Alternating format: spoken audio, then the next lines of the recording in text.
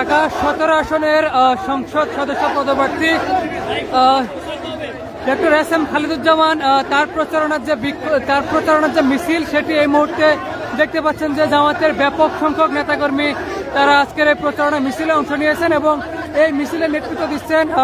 বাংলাদেশ জামায়াতে ইসলামীর মনোনীত ঢাকা 17 আসনের সংসদ সদস্য পদপ্রার্থী ডক্টর এস এম খালিদুজ্জামান। তিনি জামায়াতের পদপ্রার্থী হিসেবে এই আসন থেকে নির্বাচনে অংশগ্রহণ করবেন এবং তার প্রতিদ্বন্দ্বী হিসেবে লড়াই করবেন। তার প্রতিদ্বন্দ্বী হিসেবে এখানে এই আসনে মনোনীত হয়েছেন বিএনপির চেয়ারপারসন তারেক রহমান। অর্থাৎ তারেক রহমানের সঙ্গে তার নির্বাচনের যে আমেজ সেটি ইতিমধ্যেই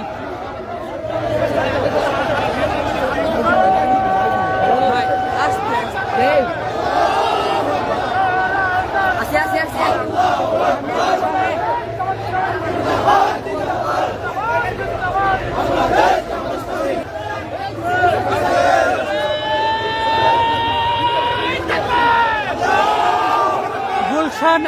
2-এর গোল চত্বর থেকে তার এই প্রচারণা মিছিল শুরু হয়েছে এবং জামাত ইসলামীর বিভিন্ন স্তরের নেতাকর্মী এবং ঢাকা 17 আসনের ভোটাররা তারা এই গণসংযোগে অংশ নিয়েছেন এবং একেবারে বিভিন্ন শ্রেণী পেশার মানুষের ঢল নেমেছে আজকে এস এম খালিদুজ্জামানের আজকের এই নির্বাচনের প্রচারণা মিছিলে এবং এই মুহূর্তে মিছিলটি গুলশান 2-এর গোল চত্বর থেকে শুরু হয়ে বনানী সোসাইটির মসজিদের দিকে এগিয়ে যাচ্ছে।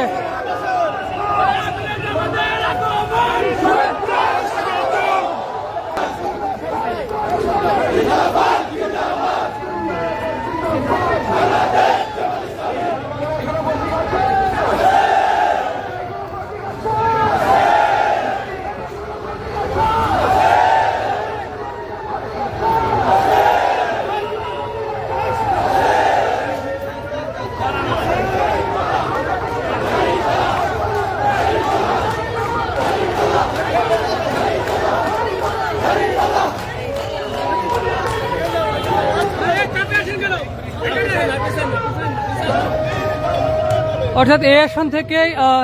বিএনপির যিনি চেয়ারম্যান তারেক রহমান তিনি নির্বাচন করবেন এবং তার প্রতিদ্বন্দ্বী হিসেবে লড়াই করবেন জামায়াতের ডক্টর এস এম খালিদুজ্জামান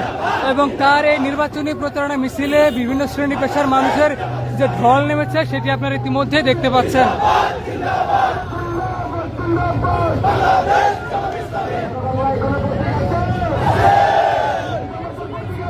কয়েকদিন আগে ডক্টর এস এম খালিদুজ্জামান তিনি যেমনটা বলেছিলেন যে ঢাকার একটি আসনও কোনো দলকে ছেড়ে দেওয়া হবে না, এরকম একটা হুঙ্কার তিনি আগেই দিয়ে রেখেছিলেন এবং তারই আজকে প্রমাণ পাওয়া যাচ্ছে আজকের এই নির্বাচনের প্রচারণা মিছিলে।